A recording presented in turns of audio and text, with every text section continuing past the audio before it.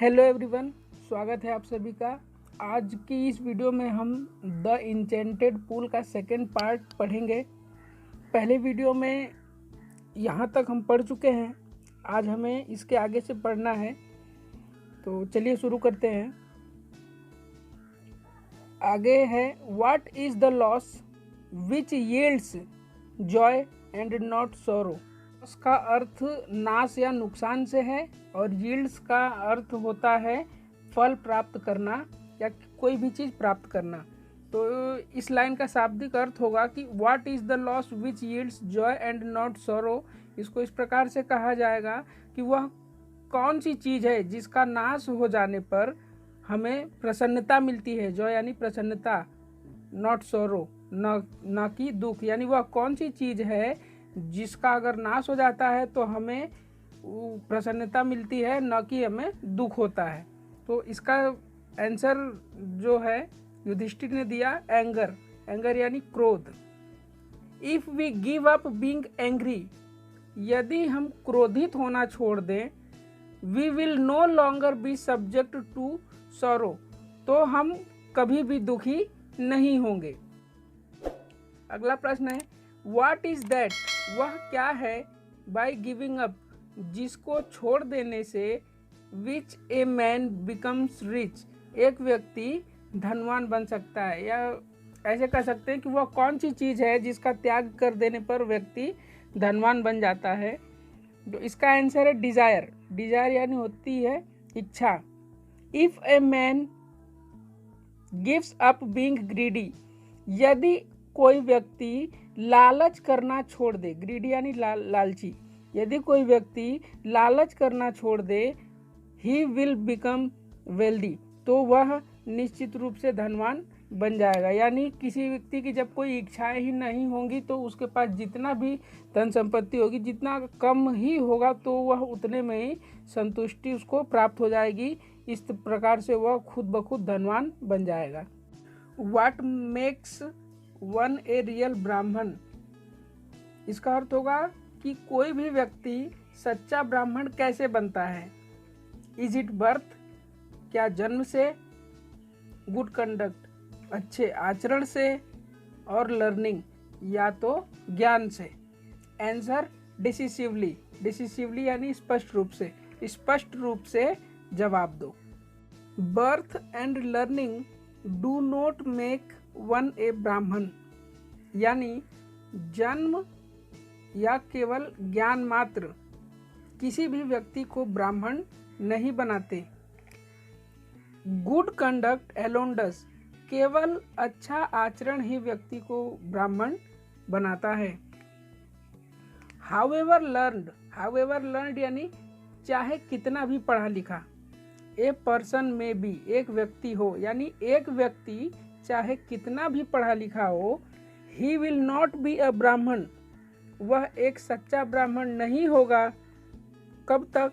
Without giving up bad habits, जब तक वह अपनी बुरी आदतों को का त्याग नहीं कर देगा। गिविंग अप यानी त्याग करना, बैड हैबिट्स यानी बुरी आदतें। यानी कि एक व्यक्ति चाहे कितना भी पढ़ा लिखा हो, लेकिन वह सच्चा ब्राह्मण तब तक नहीं बनेगा जब तक वह अपनी बुरी आदतों का त्याग नहीं कर देगा। Even though he may be learned इन 4 वेदास, चाहे वह चारों वेदों का ज्ञाता ही क्यों न हो। A man of bad conduct falls to a lower caste, चाहे वह चारों वेदों का ज्ञाता ही क्यों न हो, किंतु यदि उसका आचरण बुरा है तो भी वह निम्न जाति में ही गिना जाएगा। यानी अगर उसका आचरण केवल खराब है और वो भले ही कितना भी पढ़ा लिखा हो, फिर भी उसे निम्न जाति का ही माना जाएगा, क्योंकि उसका व्यवहार दूसरों के प्रति अच्छा नहीं है। अगला प्रश्न है what is the greatest wonder in the world. Greatest यानी सबसे बड़ा, वंडर यानी आश्चर्य, यानी इस संसार का सबसे बड़ा आश्चर्य क्या है। तो इसका जवाब देते हैं युधिष्ठिर। एवरी डे, प्रत्येक दिन, man see creatures depart to Yama's kingdom, यानी प्रत्येक दिन हम अनेक जीवों को यमलोक जाते हुए देखते हैं। यमलोक यानी यमलोक कोई तब जाता है जब उसकी मृत्यु हो जाती है। तो यानी हम लोग प्रत्येक दिन विभिन्न प्रकार के जीवों को यमलोक जाते हुए देखते हैं। एंड येट, और फिर भी दोज, वे लोग हु रिमेन, जो बचे हुए हैं या बच जाते हैं, want to live forever, वो हमेशा जीवित रहना चाहते हैं। यानी वे लोग देखते हैं अपने आंखों के सामने ही कि जो व्यक्ति जिसने भी जन्म लिया है वो एक न एक दिन यमलोक जरूर जाता है, उसकी मृत्यु जरूर होती है। लेकिन फिर भी जो लोग जिंदा हैं, जो अभी जीवित हैं पृथ्वी पर, वे हमेशा जीवित रहना चाहते हैं। यही सबसे बड़ा आश्चर्य है। This truly is the greatest wonder, और वास्तव में यही सबसे बड़ा आश्चर्य है। Thus the यक्ष put many questions and Yudhishthir answered them all. Thus यानी इस प्रकार से, द यक्ष put many questions, यक्ष ने कई प्रश्न किए, and Yudhishthira answered them all, और युधिष्ठिर ने उन सभी का जवाब दिया। In the end, अंत में, द यक्ष asked, अक्ष ने पूछा, ओ किंग, हे राजन, one of your dead brothers can now be revived, आपके मृत भाइयों में से कोई भी एक अब जीवित हो सकता है। Who do you want to come back to life, आप किसे चाहते हैं जो पुनः जीवन को प्राप्त करे, यानी आप किस भाई को जीवित करना चाहते हैं। It took Yudhishthira a moment to think, Yudhishthira ने एक पल के लिए सोचा, एंड देन ही विस्ड, और उसके बाद उन्होंने इच्छा जाहिर की, दैट की द क्लाउड कॉम्प्लेक्सन्ड, यानी श्याम वर्ण वाला, जो सांवले रंग वाला, लोटस आइड, कमल नयन, ब्रॉड चेस्ट, चौड़े सीने, एंड लॉन्ग आर्म्ड, और लंबी भुजाओं वाले Nakul, lying like a fallen ebony tree, जो इस समय एक तेंदू के वृक्ष के समान पड़े हुए हैं, माइट अराइज, उन्हें जीवित कर दिया जाए। द यक्ष वॉज प्लीज्ड, यह सुनकर यक्ष बहुत प्रसन्न हुआ। एट दिस, यानी यह सुनकर यक्ष बहुत प्रसन्न हुआ। एंड आस्क्ड युधिष्ठिर, और युधिष्ठिर से पूछा, why did you chose Nakul, कि तुमने नकुल को क्यों चुना जीवित करने के लिए। जो तुम्हारे चारों भाई मृत पड़े हैं उनमें से जीवित करने के लिए तुमने नकुल को क्यों चुना। इन प्रेफरेंस टू भीम, भीम के बजाय। Who has the strength of 16,000 elephants, यानी कि तुमने भीम के जगह पर नकुल को जीवित करने के लिए क्यों चुना, जबकि भीम के पास 16,000 हाथियों की ताकत है। आई हैव हर्ड, मैंने सुना है, दैट कि Bhim is most dear to you, Bhim जो है वो तुम्हें सबसे प्रिय है। एंड व्हाई नॉट अर्जुन, तुमने अर्जुन को भी नहीं चुना। हुज स्ट्रेंथ इन आर्म्स, जिसकी ताकतवर भुजाएं, इज योर प्रोटेक्शन, तुम्हारा रक्षा कवच है, यानी अर्जुन जो कि तुम्हारा रक्षा कवच है, तुमने उसे भी नहीं चुना। टेल मी भाई यू चूज नकुल, मुझे बताओ कि तुमने नकुल को क्यों चुना, rather than either of these two, इन दोनों के बजाय, यानी तुमने न तो अर्जुन को चुना न ही भीम को चुना, इन दोनों से ज़्यादा महत्व देते हुए तुमने नकुल को जीवित करने की इच्छा जताई, तो तुमने ऐसा क्यों किया। युधिष्ठिर रिप्लाइड, युधिष्ठिर ने उत्तर दिया, ओ यक्ष, हे यक्ष, धर्म is the only shield of man, व्यक्ति का वास्तविक रक्षा कवच केवल धर्म ही है। एंड नॉट भीम और अर्जुन, न कि भीम और अर्जुन। इफ धर्म इज गिवन अप यानी छोड़ देना, यदि धर्म का मार्ग छोड़ दिया जाए, मैन विल बी रून्ड, तो व्यक्ति का पतन अवश्य हो जाएगा।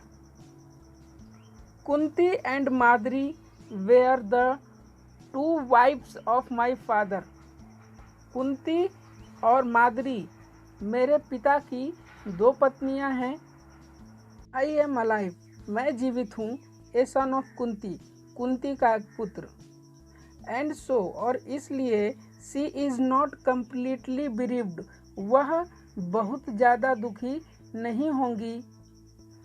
इन order that the scale of justice, scale of justice यानी न्याय का तराजू, मे बी इवन, यानी in order that the scale of justice may be even, न्याय का तराजू संतुलित रहे, इस वजह से I asked that Madri son Nakul may revive, मैंने यह मांग की कि माद्री का जो एक पुत्र है नकुल उसे जीवित किया जाए, यानी मेरी जो दो माताएं हैं उन दोनों माताओं का एक एक पुत्र यदि जीवित रहेगा तो उन्हें बहुत अधिक दुख नहीं होगा, इसीलिए धर्म का मार्ग अपनाते हुए मैंने अपने भाई नकुल को जीवित करने की मांग की है।